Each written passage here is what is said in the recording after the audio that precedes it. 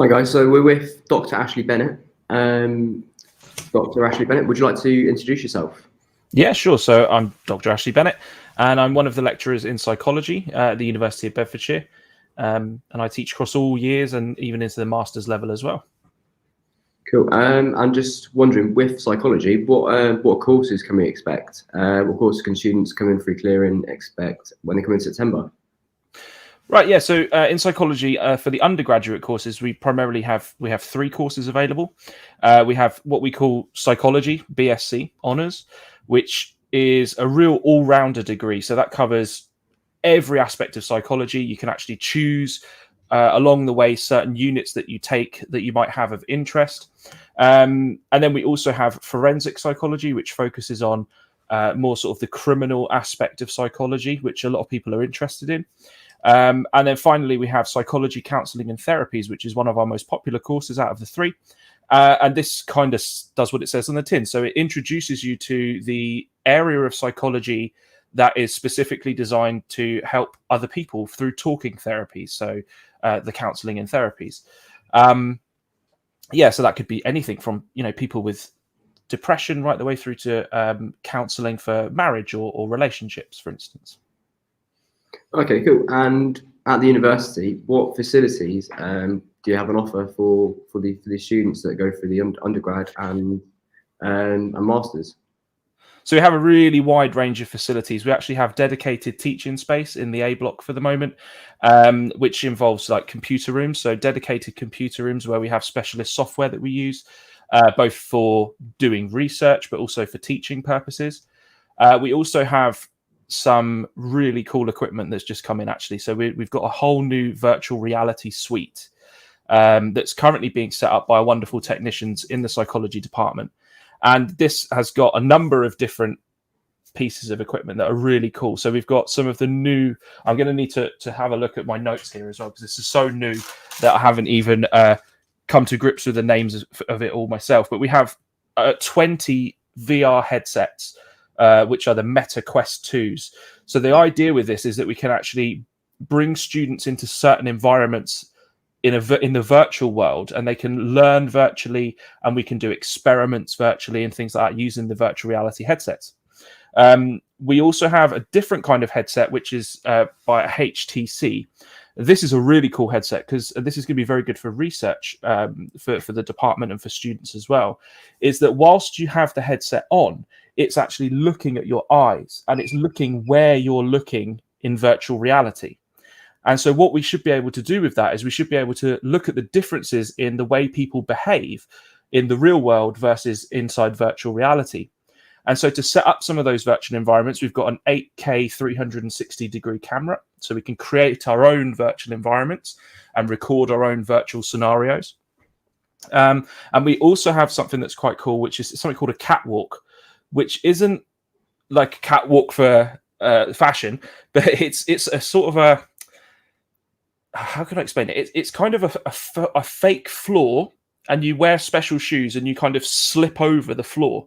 So when you're in virtual reality, you can actually walk around as if you're walking rather than just clicking around, if you know what I mean. So it's about getting that immersion and helping people feel like they're really in a virtual environment, so that we can understand really if the behaviors we see in the real world translate into the virtual world. And as the virtual world becomes more and more popular, this area of research is going to really expand. And we've got some fantastic equipment to help with that. In addition to that stuff, we have a driving simulator, which we've had in the department for a few years now. And that's great for some, real life driving research. And we have some other great equipment as well. That's a bit more sort of day to day. But the virtual reality stuff is really is probably the first of its size in the country, which I think is quite, it's quite impressive. Cool. And if you guys do have a question, do just put it down in the comment section and we'll be able to get back to you just as soon as possible. But do you guys have any research that you're doing at the moment which could be really interesting, or anything that's part of the modules as on any of the courses in psychology? Yeah, sure. So some of the things that we are currently working on in the department, we have people that are actually looking at virtual reality. So that's something that's been looked at in a forensic sense. So the idea here is looking at whether virtual environments allow for give us an ability to test what we call eyewitness testimony. So in forensic psychology, you look at things like how well does a witness to a crime remember certain aspects of that crime. So for instance, did they remember the color of the shirt the person's wearing? Did they remember their hair color and style? Do they even remember what gender they appeared to be? All these kinds of things can be analyzed and manipulated in the virtual world. And so we have a PhD student at the moment who's looking at that and is doing some really interesting research. We also have people who do research into driving, for instance. We've got Dr. Paul Cavendish, who's one of our lecturers, who's done his whole PhD looking at driving and looking at awareness of drivers as they're driving, and something called change blindness, which is if you look somewhere and you look away and you look back and something's changed, how well can you recognize that change? Which is all really important for driver safety and understanding how we process the environment. Myself, I'm into health research. I actually am an acupuncturist by sort of trade, I suppose. And my research looks at whether things like acupuncture and traditional Chinese medicine can help people with things like depression and other kinds of physical symptom. So we have a really broad array of research that takes place. We have people who do research into video games, addictions, all manner of different things. It's almost hard to think off the top of your head, but yeah. Yeah, that's really cool, and a lot of interesting stuff, especially to do with the modern and outside world. It's not just research at the university. But is there anything that what are the backgrounds of a lot of the lecturers, and what are the backgrounds that they can bring to that they can bring to the course and to the students? Yeah, so we have a huge range of backgrounds of the academics in the team. So we have people who have studied all over the world, which is fantastic. So from a cultural perspective, we have lots of varied approaches to psychology within the department. We have people that do research in lots of different areas as well.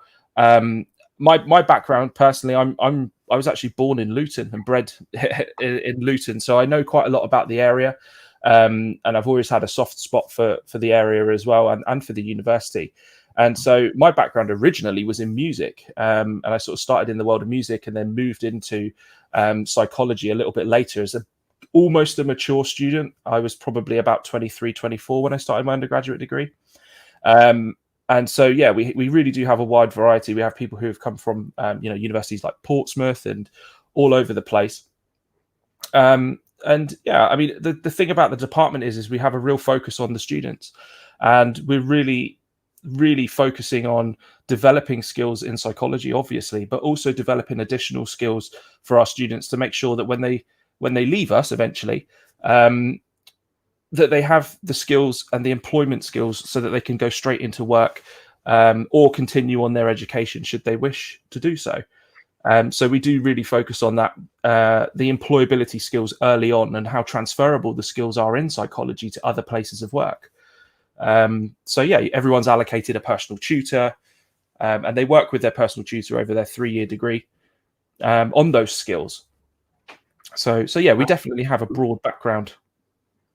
And what prospects could the students come out with afterwards? Do you have any links with employers, or? Yeah, absolutely. How do students come out afterwards?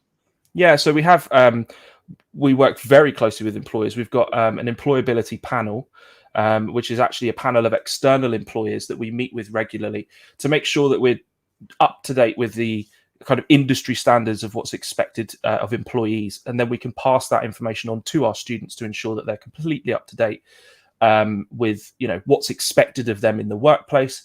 How best should they apply for jobs? What things are they looking for in CVs? And yeah, so in terms of prospects, you have your kind of traditional psychology route, let's say, which will take you down becoming a forensic psychologist, a chartered psychologist, a counseling psychologist.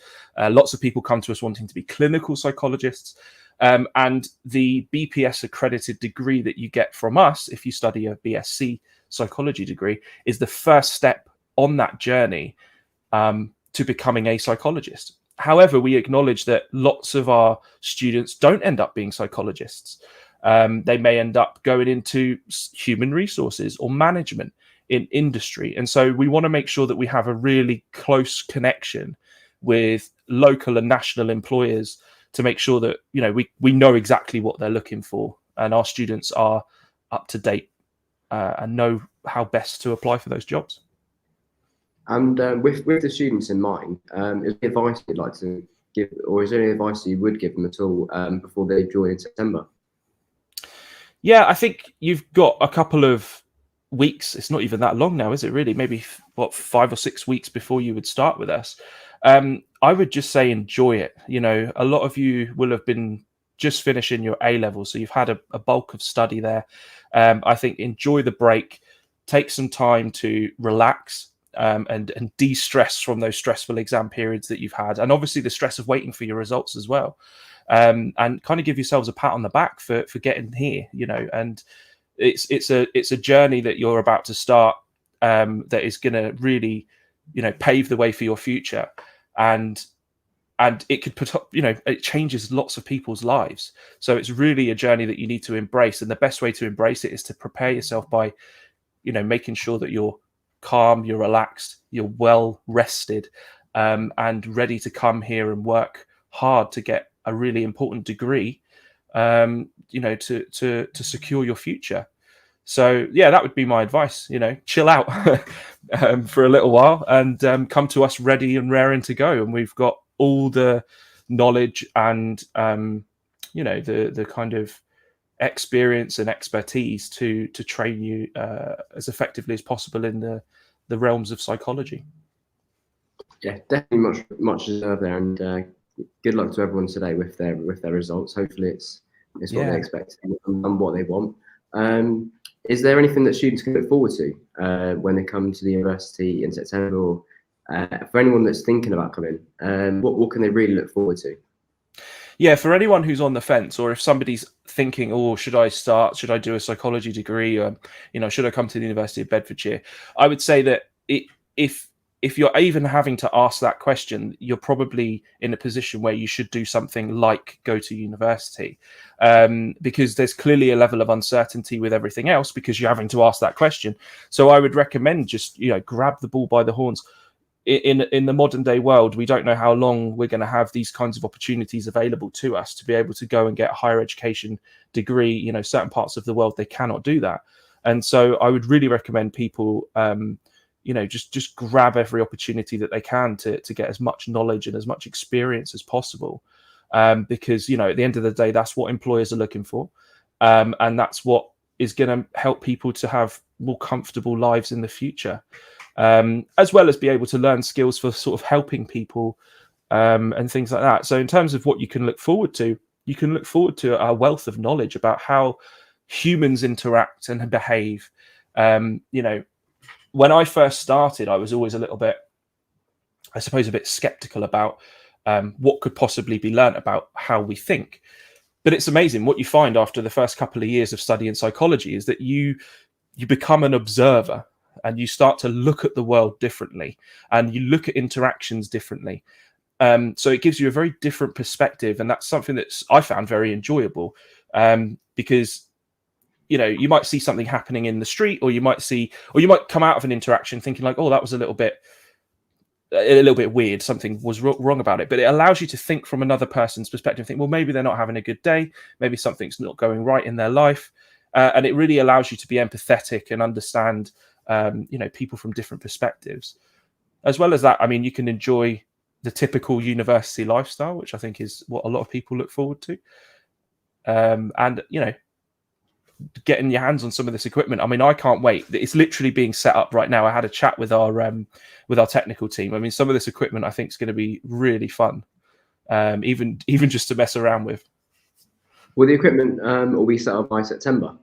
Absolutely, yeah. So Andy, who's our kind of lead on the technical services, he told me that yesterday he managed to get that catwalk thing working, and he said it's a little bit weird because you actually have to kind of strap yourself in around the waist to stop you sort of falling over, and you're like walking on the spot. but then in the virtual world, you're moving around. So he said it's a bit of a weird sort of sensation. But I'm actually really eager to get my hands on it and have a go, because yeah, I think it's going to be great fun. But as I mentioned earlier, I think it's going to have some real world and virtual world benefits, which is going to be really interesting to see. So, and it's good as well because we have 20 headsets.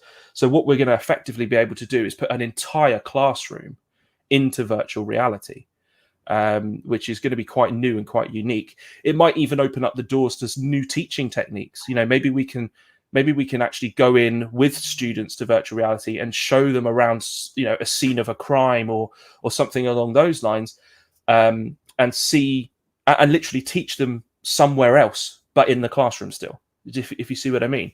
So I think we're all very excited as a department to really kind of get going with that.